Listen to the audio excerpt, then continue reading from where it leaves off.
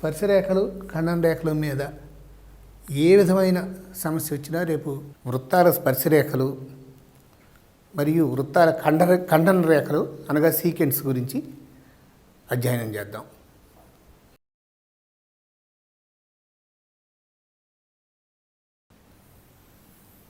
ఏదైనా ఒక వృత్తం మీద ఒక బిందువు ఇస్తే ఆ బిందువు గుండా పోతూ మరే బిందువు వద్ద వృత్తాన్ని తాకని రేఖను స్పర్శరేఖ అంటారు.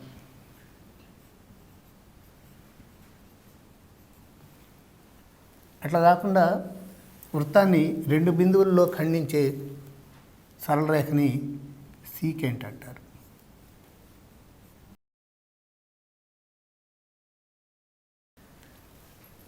వృత్తానికి బాహ్యంగా ఒక బిందువు ఇస్తే వృత్తానికి ఆ బిందువు నుండి రెండు స్పర్శరేఖలు గీయచ్చు. స్పర్శరేఖలు సీకెంట్లు లేక ఖండన రేఖలు. స్పర్శరేఖ అంటే ఇప్పుడు ఒక వృత్తం ఉందనుకోండి, ఆ వృత్తానికి మీద ఓ బిందువు వద్ద ఆ బిందువు గుండా పోతూ వృత్తంలో మరే బిందువుని తాకనటువంటి లైన్ని స్పర్శరేఖ అంటారు. అట్లా కాకుండా సీకెంట్ అంటే రెండు బిందువుల వద్ద వృత్తాన్ని ఖండించుకుంటూ వెళ్ళే సరళ రేఖని సీకెంట్ అని పిలుస్తారు. ఈ ప్రసంగంలో మనం స్పర్శరేఖలు సీకెంట్లు గురించి అధ్యయనం చేద్దాం. 3 సెంటీమీటర్లు 2 సెంటీమీటర్లు వ్యాసార్థాలుగా కలిగిన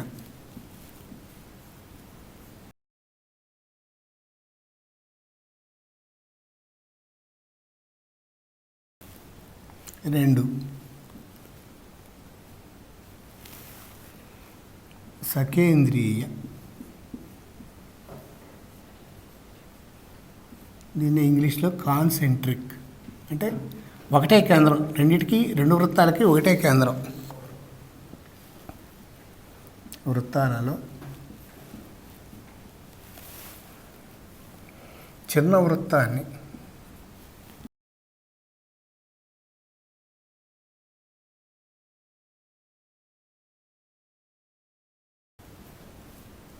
స్పృశిస్తూ ఉన్న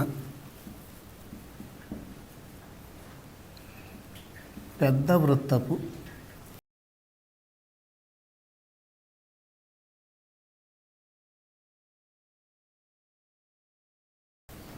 జ్యా యొక్క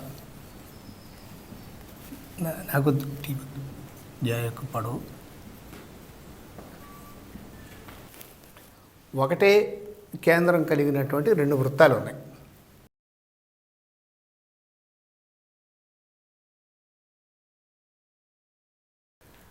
అందులో చిన్న వృత్తాన్ని స్పృశిస్తూ పెద్ద వృత్తానికి జ్యా, ఇదేమో చిన్న వృత్తాన్ని ఏమో స్పృశిస్తోంది.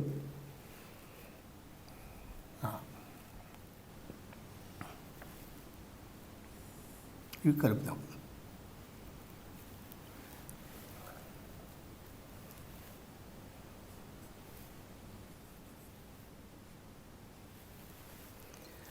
ఆ జా ఏబి అనుకోండి.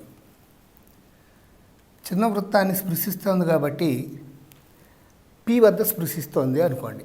స్పర్శ బిందువు పి, ఓనేమో కేంద్రం. ఇప్పుడు ఓబి అనేది పెద్ద వృత్తానికి వ్యాసార్థం. అంచేత OB is equal to 3 centimetres.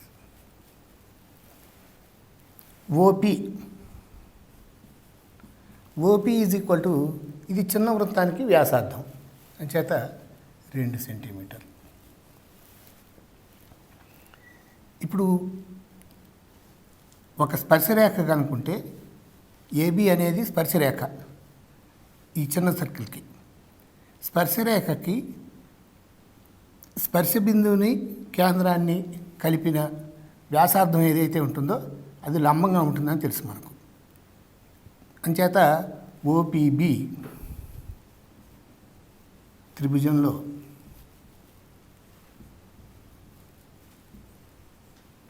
Angle B 90 డిగ్రీలు. ఈ కారణంగా మనం పైథాగరస్ సిద్ధాంతాన్ని అప్లై చేస్తే OB² = OP square plus PB square. ఇందులో ఓబీ స్క్వేర్ అంటే 9, ఓపీ స్క్వేర్ అంటే 4. 9 - 4 5. So PB square equal to 5. PB is equal to √5. ఇప్పుడు పెద్ద వృత్తం కనుక మనకు చూస్తే, పెద్ద వృత్తానికి ఏబి అనేది ఒక జా, ఓ అనేది కేంద్రం. కేంద్రం నుండి జాకి గీచిన లంబం దాన్ని సమద్విఖండం చేస్తుంది అని తెలుసు మనకు. అంచేత AP is equal to PB. కాబట్టి ఇదొక √5, ఇదొక √5. AB is equal to 2√5. చూడండి, 3 సెంటీమీటర్లు 2 సెంటీమీటర్లు వ్యాసార్థాలు. పెద్ద సర్కిల్కి ఏమో 3 సెంటీమీటర్లు, చిన్నదానికి 2 సెంటీమీటర్లు వ్యాసార్థం. అప్పుడు చిన్న సర్కిల్కి ఒక స్పర్శరేఖ తీసుకున్నాం. ఆ స్పర్శరేఖ పెద్ద సర్కిల్ని ఏ వద్ద బి వద్ద ఖండిస్తోంది. ఏబి పొడవు ఎంత అని అడిగాడు. అప్పుడు ఏం చేసాము, స్పర్శ బిందువు నేను ఓని జాయిన్ చేసాం. స్పర్శ బిందువు వద్ద వ్యాసార్థం ఓపి స్పర్శరేఖకి పర్పెండిక్యులర్గా ఉంటుంది, లంబంగా ఉంటుంది అని తెలుసు మనకు. అంచేత పైథాగరస్ సిద్ధాంతాన్ని బట్టి పీబీ వాల్యూ వచ్చి √5 అని వచ్చింది. కానీ పెద్ద సర్కిల్లో ఏబి అనేది జా, జాకి కేంద్రం నుండి గీయబడిన లంబం దాన్ని సమద్విఖండం చేస్తుంది అని తెలుసు మనకు. అంచేత ఏపీ ఈక్వల్ టు పీబీ, దాని నుండి ఏబీ ఈక్వల్ టు 2√5 సెంటీమీటర్స్ అని గణించాం. ఒక సమాంతర చతుర్భుజంలో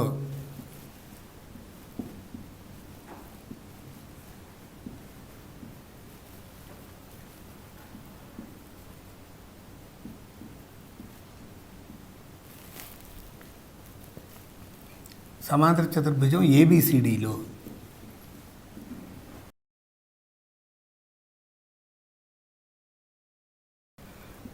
ప్రతి భుజాన్ని స్పృశించేట్టు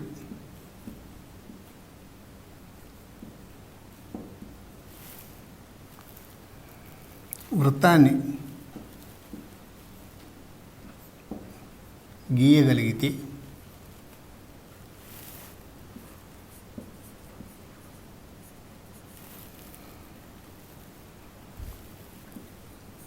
ఆ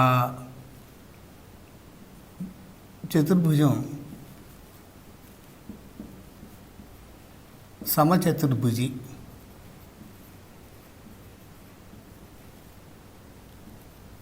లేక రాంబస్ అని చూపండి.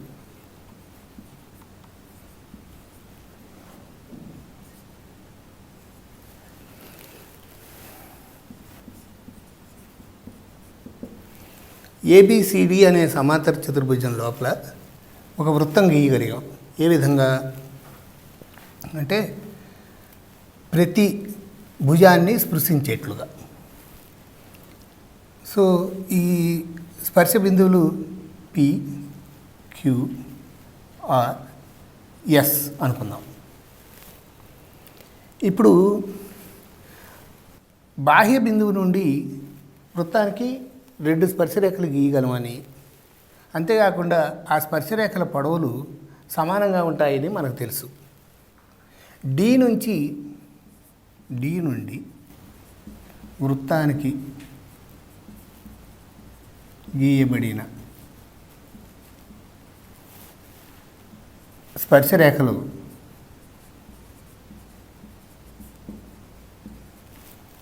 డిపి డిఎస్ ల పొడవులు సమానం.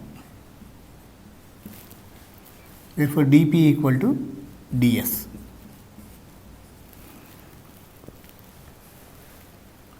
అదేవిధంగా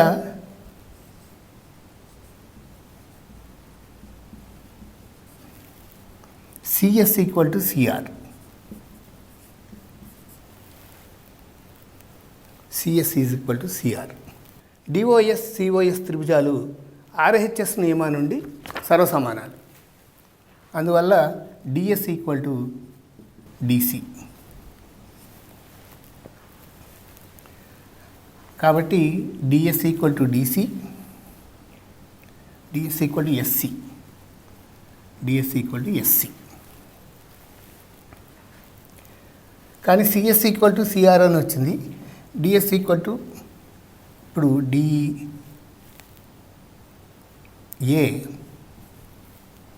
is equal to DP plus PA. DP equal to DS plus DA is equal to DP plus PA. DP అంటే డిఎస్ సమానం, బికాస్ డి నుంచి గీచిన స్పర్శరేఖలు సమానమైన పొడవు కలిగి ఉంటాయి కాబట్టి. పిఏ ఇంతకుముందు చూసినట్టుగా డిఎస్ ఈక్వల్ టు ఎస్సి అయినట్టే ఏపీ ఈక్వల్ టు పీడీ అవుతుంది కాబట్టి ఇది సమానం. కాబట్టి 2ds. ఇది 2ds అంటే ఇందాక డిఎస్ ఈక్వల్ టు ఎస్సి అని చెప్పాం కాబట్టి 2ds is equal to DC. అందువల్ల డిఏ ఈక్వల్ టు డిసి. అంటే రెండు, ఈ డిఏ సైడు డిసి సైడు సమానం. ఇదే విధంగా డిసి సిబిలు సమానం.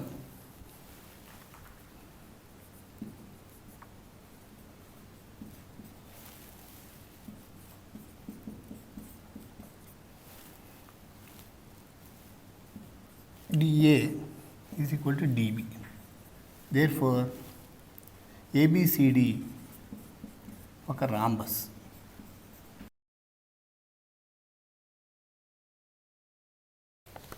మరలా ఒకసారి చెప్తాను చూడండి. ఒక సమాంతర చతుర్భుజం లోపల ఒక వృత్తాన్ని అంతర్లిఖించడం సాధ్యమైంది. అలాంటప్పుడు రాంబస్ అని చూపమంటున్నారు. సో డి నుండి వృత్తానికి గీచిన స్పర్శరేఖలు రెండు ఉన్నాయి, డిపి డిఎస్. బాహ్య బిందువు నుండి గీచిన స్పర్శరేఖలు సమానం అని మనకు తెలుసు. అంచేత డిపి ఈక్వల్ టు డిఎస్. ఈ తర్వాత ఓ నుంచి ఎస్ కలిపితే ఈ రెండు త్రిభుజాలు సర్వసమానాలు ఆర్హెచ్ఎస్ నియమాన్ని బట్టి. అందువల్ల డిఎస్ ఈక్వల్ టు ఎస్సి అని వచ్చింది. డిఎస్ ఈక్వల్ టు ఎస్సి అని రావడంతో మనం డిఏ పుచ్చుకొని డిఏని డిపి ప్లస్ పిఏగా రాసాం. కానీ డిపి ఈక్వల్ టు డిఎస్ కాబట్టి ఇది డిఎస్ ప్లస్ డిపి అయింది. కానీ ఇంతకుముందు డిఎస్ ఈక్వల్ టు ఎస్సి అని చెప్పినట్టే ఈ డిపి వచ్చి డిఎస్కి సమానం అవుతుంది. చేత ఇది 2ds. 2ds అంటే DC. Therefore DA is equal to DC.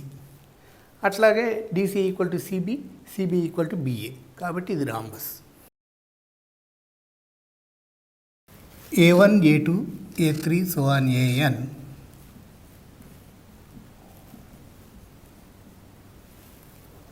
అను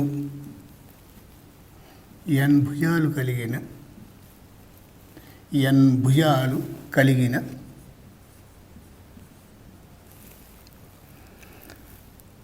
బహుభుజిలో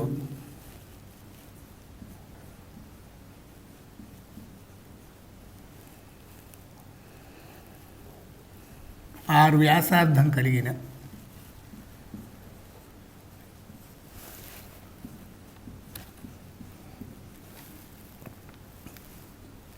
ఒక వృత్తం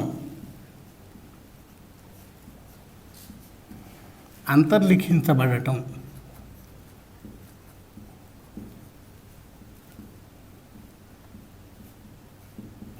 సాధ్యమైతే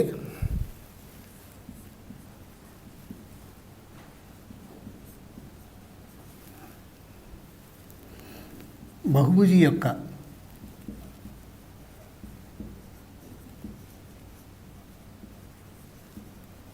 వైశాల్యం ఎంత? So A1, A2, A3, A4, A5, A6 so on ఇలాగ శీర్షాలు కలిగిన ఒక బహుభుజి. అందులో మనం A1 నుంచి A5 వరకు శీర్షాలు చూపిస్తున్నాం బొమ్మలో. ఇంకా చాలా శీర్షాలు ఉంటాయి ఇక్కడ. ఈ బహుభుజి లోపల ఒక వృత్తాన్ని అంతర్లిఖించడం సాధ్యమైంది. ఆ వృత్తం యొక్క వ్యాసార్థం r. అయితే ఇప్పుడు మనని బహుభుజి యొక్క వైశాల్యం ఎంత అని అడుగుతున్నారు. ఇప్పుడు ఇక్కడ స్పర్శ బిందువు ఉంది కదా, స్పర్శ బిందువుని ఓకి కలుపుతాం. ఇది ఆర్. ఓకే ఆర్ అయితే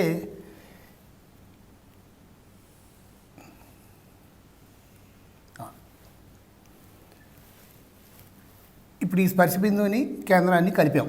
కలిపితే ఈ పొడవు వచ్చి ఆర్.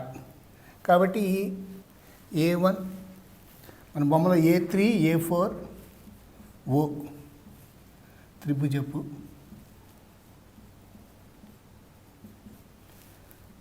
వైశాల్యం is equal to half into R ఎత్తు ఇంటూ A3 A4. ఇలాంటి త్రిభుజాలన్నింటినీ తోనే ఆ మొత్తం బహుభుజి ఏర్పడుతుంది. కాబట్టి బహుభుజి యొక్క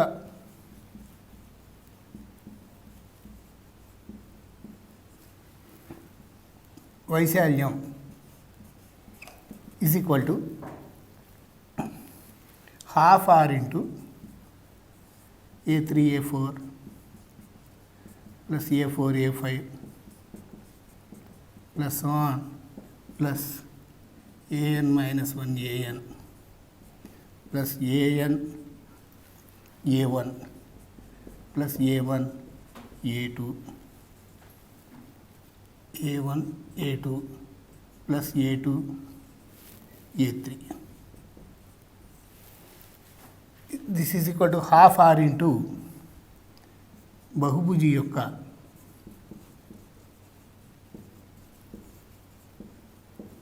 చుట్టుకొలత.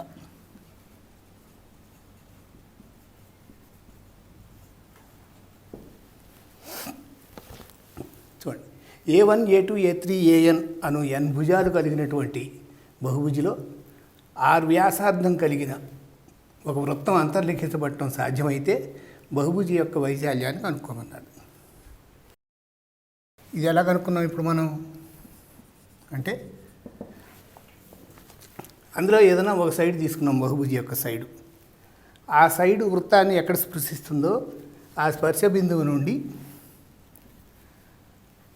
కేంద్రానికి కలిపాం.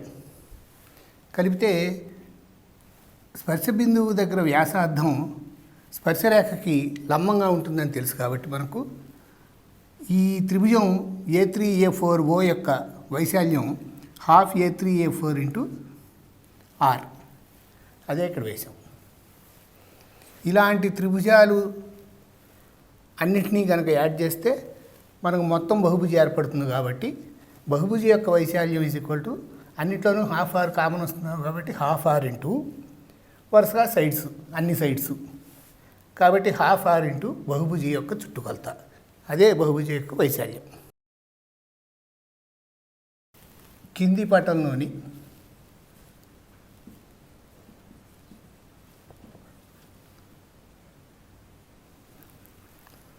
వృత్తం యొక్క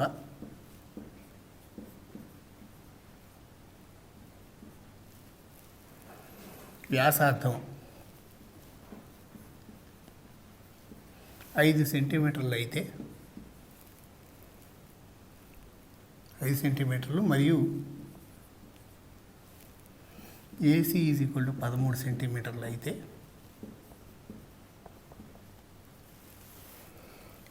ఏడీ పొడవు ఎంత?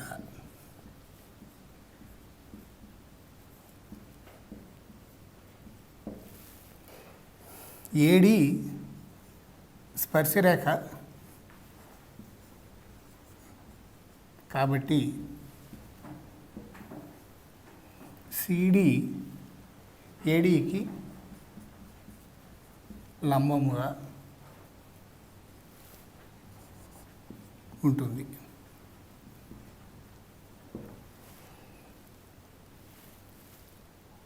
సిడి వ్యాసార్థం కాబట్టి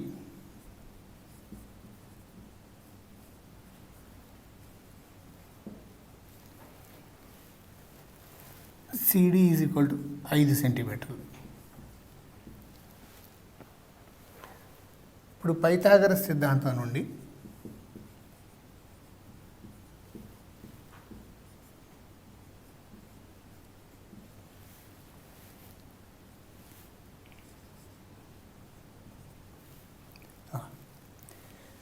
AC square minus CD square is equal to AD square. So 13 square minus 5 square equal to AD square. 169 minus 25 equal to AD square. 144 equal to AD square. So AD is equal to 12.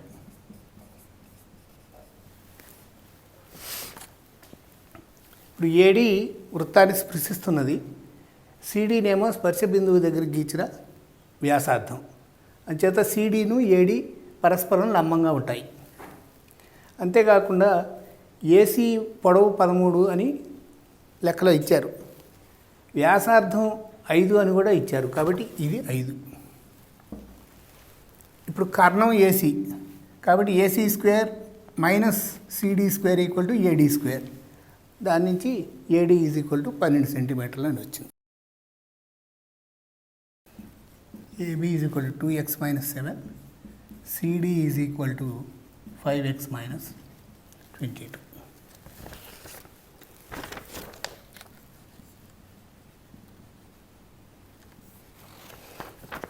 ఇది ఒక వృత్తం. వృత్తంలో AB ఒక జ్యా, CD మరొక జ్యా. పొడవులు ఎలా ఉన్నాయి? AB పొడవేమో 2x minus 7, CD పొడవేమో 5x మైనస్ 22.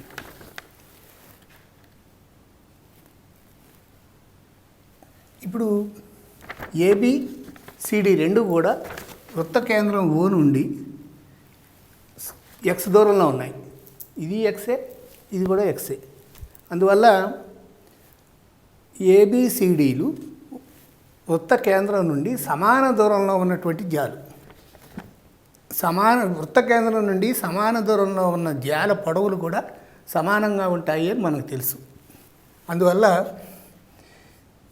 ఏబిసిడీలు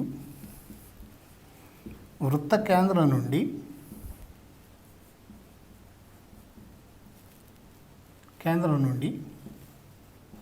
సమాన దూరంలో ఉన్నాయి. Therefore AB is equal to CD.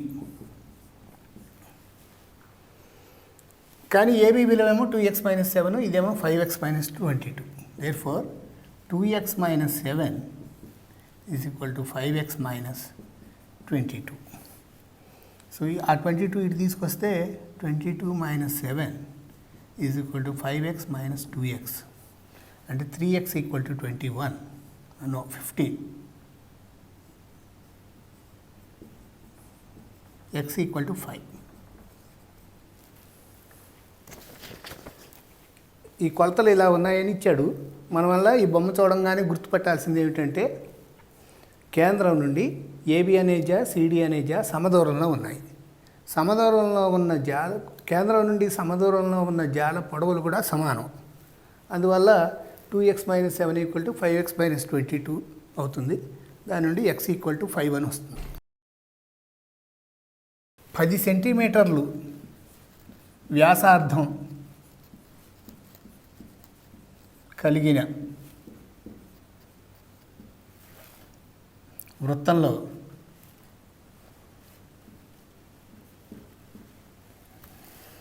AB అను జా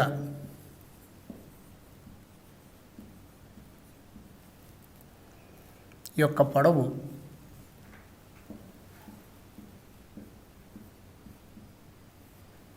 వ్యాసార్థానికి సమానం.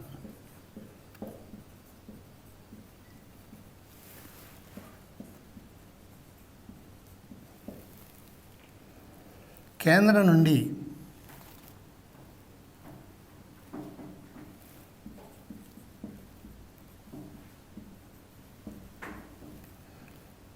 ఏబికు గల లంబ దూరం ఎంత?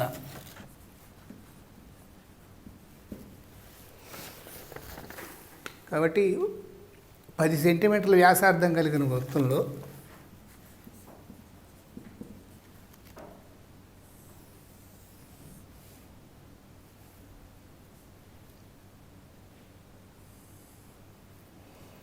ఇది 10. ఇది 10 అని ఎలా తెలుసు అంటే జా యొక్క పొడవు ఎంత అన్నాడు, వ్యాసార్థానికి సమానం అన్నాడు, కానీ వ్యాసార్థం 10 అని చేత ఇది 10. మరలా ఇది ఎంత, ఇది వ్యాసార్థం అని చేత ఇది 10. ఇక్కడి నుంచి లంబం కొడదాం, దీని పేరు పి పెట్టుకోండి, ఇది కేంద్రం ఓ. ఇప్పుడు ఓ నుంచి గీయబడినటువంటి లంబం ఏబీని సమద్విఖండం చేస్తుంది అని తెలుసు మనకు. అంచేత ఏపీ ఈజ్ ఈక్వల్ టు 5 సెంటీమీటర్లు, ఓఏ ఈజ్ ఈక్వల్ టు 10 సెంటీమీటర్లు. త్రిభుజం ఏఓపిలో AO Karanam, therefore AO square minus AP square equal to OP square. AO square అంటే OA square 10 square 10 square minus AP square 5 square equal to OP square.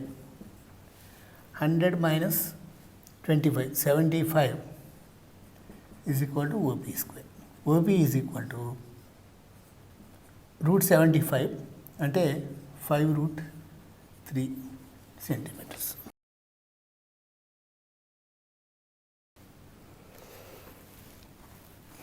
పటంలో చూపిన విధంగా పటంలో 124 చూపిన విధంగా ఏబిసిడి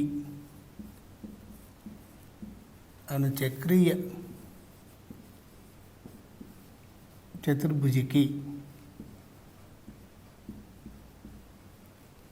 ఏబి వ్యాసం అయితే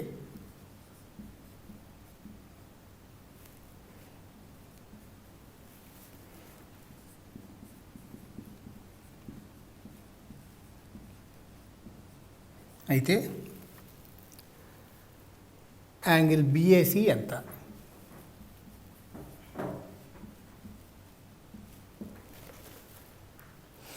ఈ యాంగిల్ కనుక్కోవాలి ఇప్పుడు మనం.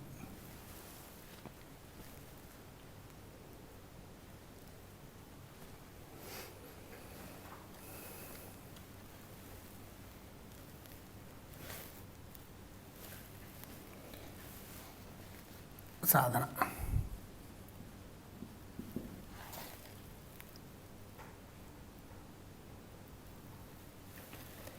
D is equal to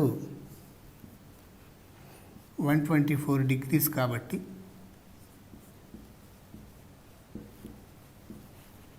A B C D చక్రీయం కాబట్టి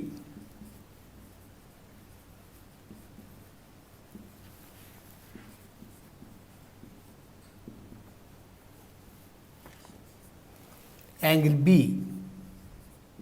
ఈజ్ ఈక్వల్ టు 180 మైనస్ 124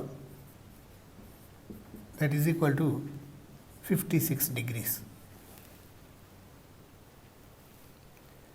మనం కనుక్కోమన్నది ఏమిటి? Angle BAC. బిఏసి అంటే ఇది కాదు కనుక్కోమని.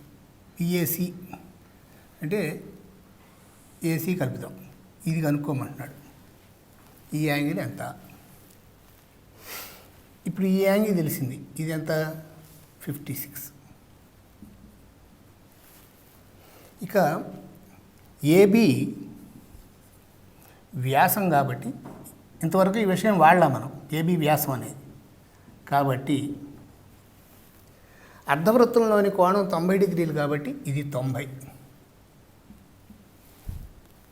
కాబట్టి angle BCA is equal to 90 డిగ్రీలు. ఇది 90, ఇది 56, మొత్తం కలిపి 146. కాబట్టి ఇది 180 minus, therefore angle PAC is equal to 180 degrees minus 90 degrees plus 56 degrees. This is equal to 180 minus 146 degrees. This is equal to 34 degrees. A B C D ఓ చక్రీయ చతుర్భుజి, అంతేకాకుండా ఏబి వ్యాసం, యాంగిల్ డి 124 degrees. ఒక చక్రీయ చతుర్భుజిలో ఎదుటి కోణాల మొత్తం 180కి సమానం. ఇది 124 కాబట్టి ఇది 56. మనం కనుక్కోమన్నది యాంగిల్ బిఏసి, అందుకని ఏసీని కలిపాం. యాంగిల్ బిఏసి ఇక్కడ సూచించిన యాంగిల్, దీన్ని కనుక్కోమన్నారు. కానీ ఏబి అనేది వ్యాసం కాబట్టి ఏబి వృత్త పరిధి మీద 90 degrees కోణం చేస్తుంది. అంచేత ఇది 90. ఈ త్రిభుజంలో ఇది 90, ఇది 56. దాన్ని బట్టి మూడో కోణం కనుక్కున్నాం. యూనిట్ వ్యాసార్థం కలిగిన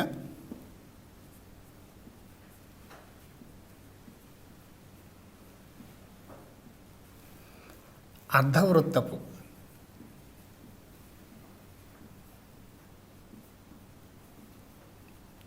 చుట్టుకొలత నుండి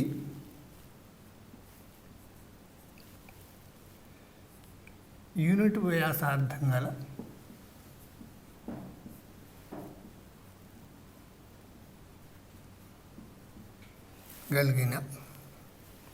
కలిగిన వృత్త పరిధిలో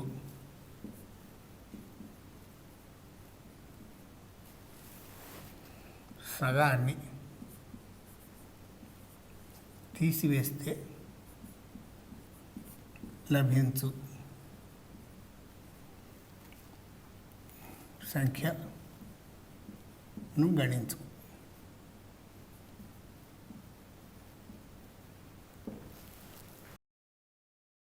యూనిట్ వ్యాసార్థం కలిగిన అర్ధవృత్తపు చుట్టుకొలత నుండి యూనిట్ వ్యాసార్థం కలిగిన వృత్త పరిధిలో సగాన్ని తీసివేస్తే లభించు సంఖ్యను గణించము. ముందు అర్ధవృత్తం తీసుకుందాం.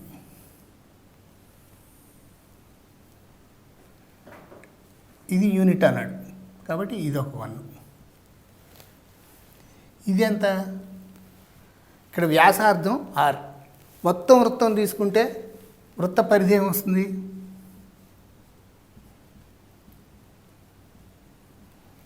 2πr. దానిలో ఇది సగమే, అంచేత ఈ వక్రం πr. కాబట్టి ఇది πr, ఇది ఒకటి మొత్తం 2. కాబట్టి అర్ధవృత్తపు చుట్టుకొలత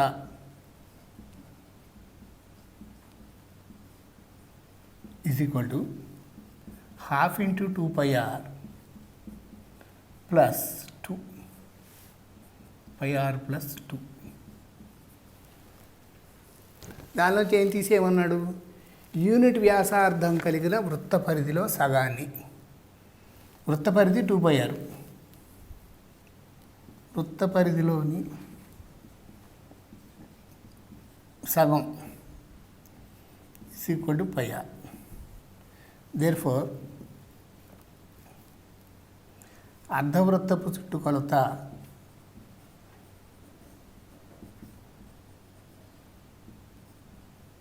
మైనస్ వృత్త పరిధిలో సగం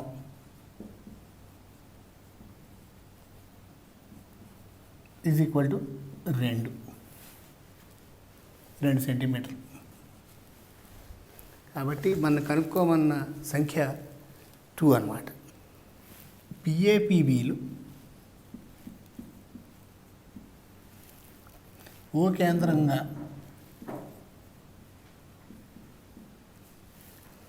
కలిగిన వృత్తానికి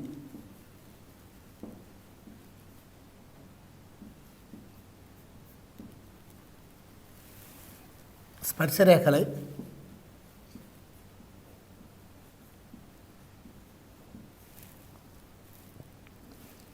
angle APB APB is equal to 36 డిగ్రీలు అయితే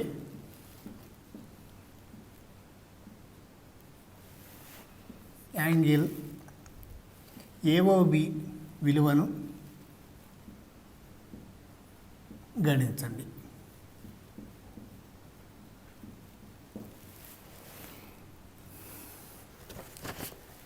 పి నుండి ఓ కేంద్రంగా కలిగిన వృత్తానికి రెండు స్పర్శరేఖలు పిఏపిబి. యాంగిల్ ఏపీబి 36 డిగ్రీలు.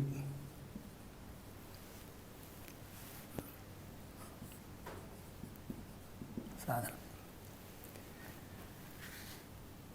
Angle APB is equal to 36 డిగ్రీలు. ఇది దత్తాంశం.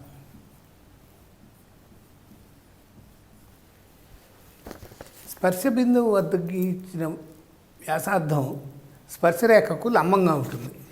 అంచేత angle OAP is equal to 90 degrees.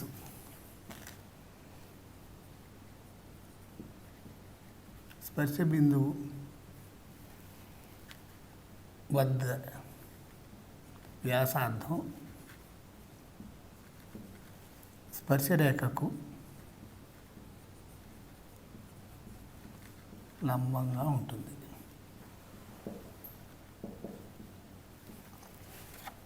ఇదే విధంగా యాంగిల్ ఓబిపి ఈజ్ ఈక్వల్ టు 90 డిగ్రీలు. ఒక చతురస్రంలో 4 కోణాలు మొత్తం 360. చతురస్రంలోని 4 కోణాల మొత్తం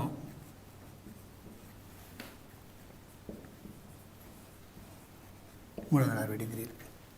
3 కోణాలు తెలుసు మనకు, 90, 90, 36. Therefore angle AOB is equal to 360 minus 90 plus 90 plus 36. ఈ 180 తీసేస్తే ఇది 180. 180లోంచి 36 తీసేస్తే 144 డిగ్రీ. ఏబిసిడి ఏబిసిఓ చతుర్భుజిలో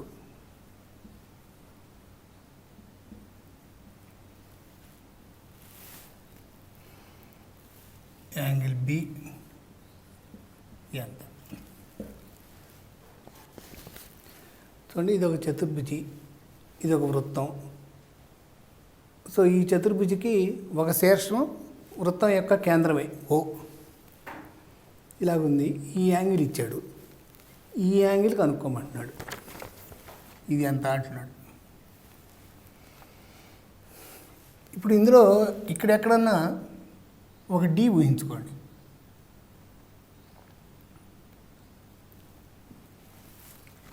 సాధన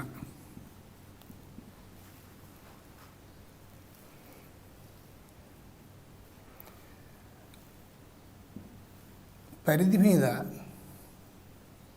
వృత్త పరిధి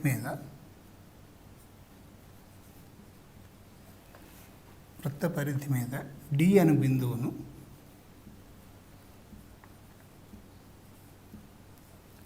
ఊహించండి.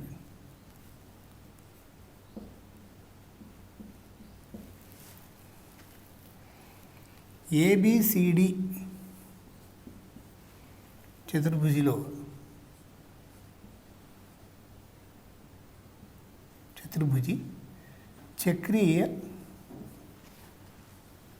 చతుర్భుజి.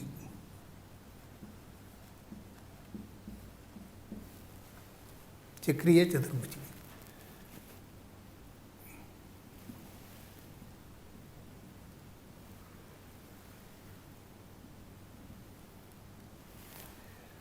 ఏబిసిడి చతుర్భుజి చక్రీయ చతుర్భుజి.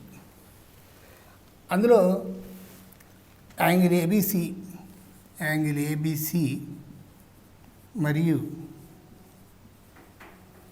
యాంగిల్ ఏడిసి ఎదుటి కోణాలు.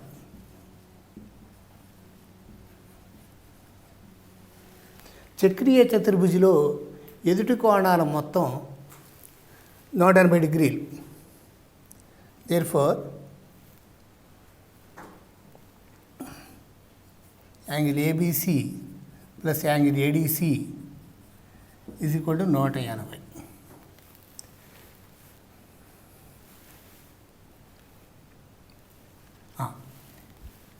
ఇప్పుడు ఏసీ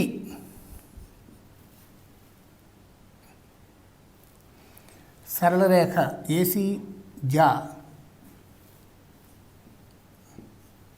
కేంద్రం వద్ద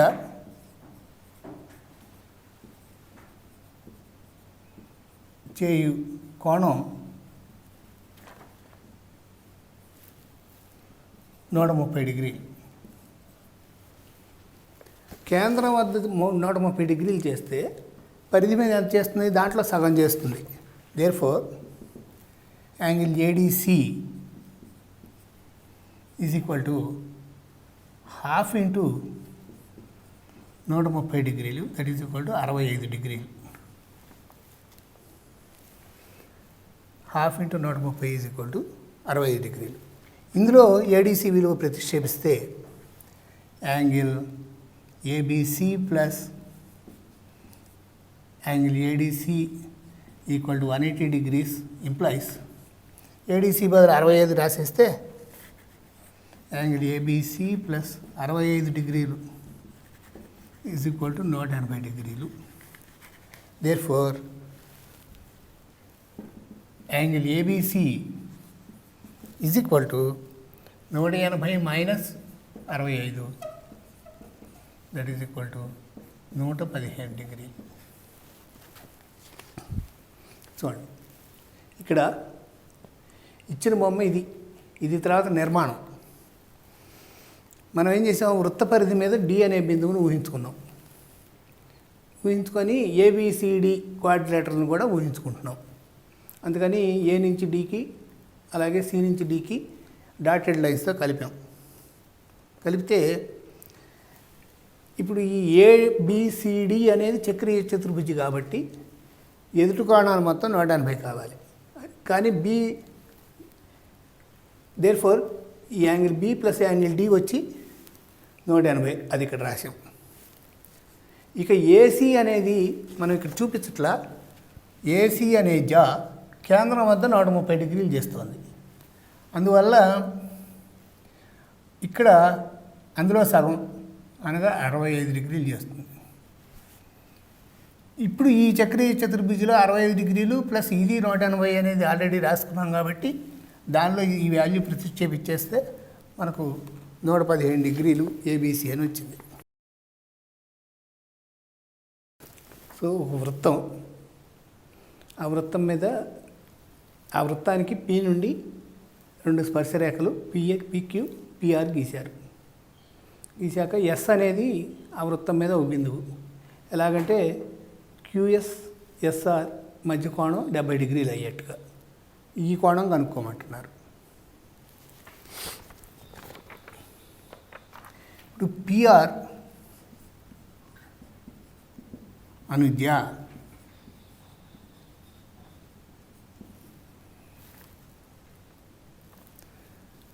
ఎస్ వద్ద 70 డిగ్రీలు కోణం చేస్తున్నది. అందువల్ల అది కేంద్రం వద్ద, అందువల్ల పిఆర్ కేంద్రం ఓ వద్ద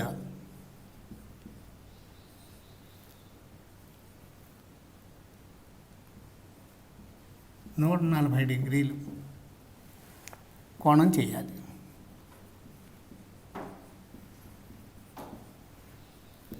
కాబట్టి ఈ కోణం 140.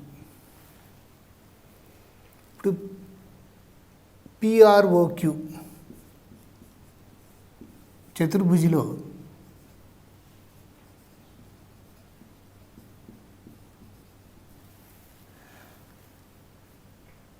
Angle Q equal to angle R equal to 90 degrees. ఎందుకని? స్పర్శరేఖను స్పర్శ బిందువు వద్ద గీచిన వ్యాసార్థం రెండు పరస్పరం లంబంగా ఉంటాయి కాబట్టి ఇది 90, ఇది 90, ఇదేమో 140. కానీ చతుర్భుజిలో 4 కోణాలు మొత్తం 360. Therefore x is equal to 360 minus 140 plus 90 plus 90, 180, 220, 320, 40 degree. ఈ లెక్క ఎలా సాధించామో మళ్ళీ ఒకసారి చూద్దాం. ఇప్పుడు క్యూఆర్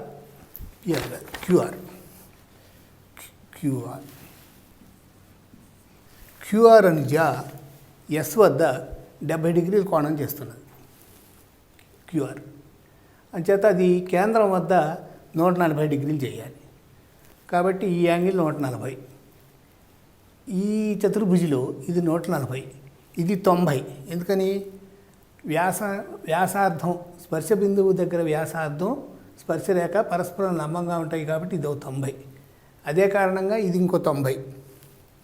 సో ఈ చతుర్భుజంలో 4 కోణాలు మొత్తం 360.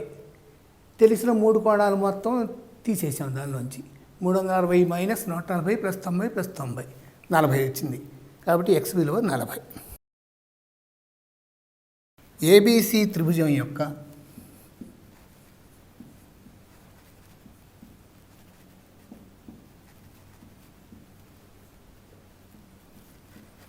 పరికేంద్రం ఓ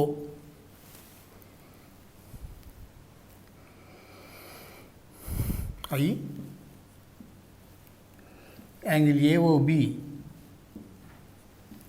ఈజ్ ఈక్వల్ టు 130 డిగ్రీలు, యాంగిల్ బిఓసి 112 డిగ్రీలు అయితే యాంగిల్ ఏబిసి ఎంత? మీరు బొమ్మ గీసుకునేటప్పుడు ముందు త్రిభుజం గీసి తర్వాత దాని పరివృత్తం గీసేదానికన్నా ముందే వృత్తం గీసుకొని తర్వాత దాని మీద ఏబీసీలు గుర్తుపెట్టుకుంటే బొమ్మ తేలిగ్గా వేయచ్చు. ఏబిసిఓ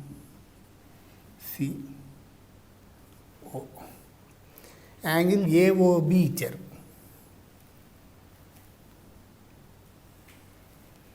యాంగిల్ బిఓసి కూడా ఇచ్చారు. ఇది ఎంత? 130. ఇది 112. అప్పుడు ఈ కోణం ఎంత అవుతుంది? మొత్తం ఇక్కడ 360 డిగ్రీలు. 360 డిగ్రీల్లో ఇది 130, ఇది 112, అంటే 242 పోయింది. 242 పోతే 118 డిగ్రీలు. కాబట్టి యాంగిల్ ఏఓసి వచ్చి 118. యాంగిల్ ఏఓసి ప్లస్ 130 డిగ్రీలు ప్లస్ 112 డిగ్రీలు ఈజ్ ఈక్వల్ టు 360 డిగ్రీలు. కాబట్టి యాంగిల్ ఏఓసి 118 డిగ్రీలు. ఇప్పుడు ఏసీ అనే కేంద్రం వద్ద 118 డిగ్రీల కోణం చేస్తున్నది. అంచేత వృత్తం మీద బిందువు దగ్గర బి దగ్గర అందులో సగం కోణం చేస్తుంది. ఏసీ అనుజ కేంద్రం వద్ద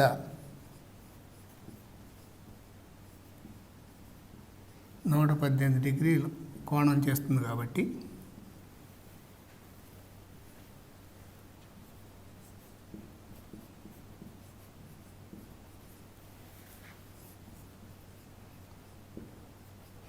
బి వద్ద 1/2 × 118 59 డిగ్రీలు కోణం చేస్తుంది. దేర్ఫోర్ యాంగిల్ ఏబిసి = 59 డిగ్రీలు. మళ్ళీ ఈ సాధన ఒకసారి చర్చించుకుందాం. ఏబిసి త్రిభుజం ఒకటి ఇచ్చారు. దాని పరికేంద్రం ఓ అంటే దాని చుట్టూ గీయబడిన వృత్తం యొక్క కేంద్రం ఓ. యాంగిల్ ఏఓబి ఎంత అన్నారు? 130. Angle BOC 112. కానీ ఈ మూడు కోణాలు కలిపితే 360 రావాలి కాబట్టి ఇది 118 అని తెలుస్తుంది. ఇప్పుడు ఏసీ అనే కేంద్రం వద్ద 118 డిగ్రీలు చేస్తోంది కాబట్టి వృత్త పరిధి మీద అందులో సగం చేయాలి. అందువల్ల 59 డిగ్రీలు చేస్తుంది. కాబట్టి యాంగిల్ ఏబిసి ఈ కోణం 59.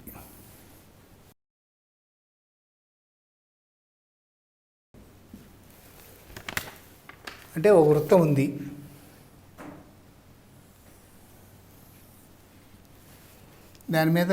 దానికి వెలుపలగా పి అనే బిందువు ఒకటి, దాని మీద క్యూ అనే బిందువు ఒకటి, దాని లోపల ఆర్ అనే బిందువు ఒకటి ఉన్నాయి. స్మాల్ పి అంటే ఏమిటి? పి నుండి వృత్తానికి గీయగలిగిన స్పర్శరేఖల సంఖ్య. పి నుండి ఎన్ని స్పర్శరేఖలు గీయచ్చు వృత్తానికి? పి వెలుపల బిందువు కాబట్టి ఇలాగొకటి ఇలాగొకటి 2 స్పర్శరేఖలు వస్తాయి. అంచేత స్మాల్ పి = 2. ఇప్పుడు క్యూ అనే బిందువేమో వృత్తం మీద ఉంది. కాబట్టి ఇదిగోండి, ఈ ఒక్క స్పర్శరేఖ గీయగలుగుతాం. అంచేత స్మాల్ క్యూ = 1. ఇక ఆర్ లోపల ఉంది. లోపల నుండి మీరు ఏ రేఖ గీచినా కానీ వృత్తాన్ని ఖండించుకుని బయటకు రావాల్సిందే, కానీ అది వృత్తానికి స్పర్శరేఖ అవజాలదు. అంచేత ఆర్ వచ్చి 0. Therefore 27p + 37q - 17r = 27 × 2 + 37 × 1 - 17 × 0. This is equal to 54 + 37 = 91. చూడండి, పీనేమో వెలుపల ఉన్నది, క్యూనేమో దాని మీద ఉన్నది, వృత్తం మీద. ఆరేమో వృత్తానికి లోపల ఉన్నది. పి నుండి ఇలాగొకటి 2 స్పర్శరేఖలు గీయచ్చు. కాబట్టి స్మాల్ పి విలువ 2. ఇక క్యూ గుండా ఒకే ఒక స్పర్శరేఖ గీయగలుగుతాం వృత్తానికి, ఎందుకంటే క్యూ వృత్తం మీద ఉన్నది కాబట్టి. ఇదో ఇక్కడ చూపించింది. అంచేత స్మాల్ క్యూ వచ్చి 1. ఇక లోపల బిందువు నుండి అసలు స్పర్శరేఖలు గీయలేము. మీరు ఏది గీచినా కానీ మళ్ళీ రెండో వైపు నుంచి కట్ చేస్తుంది ఇలా. అందుకని ఆర్ 0.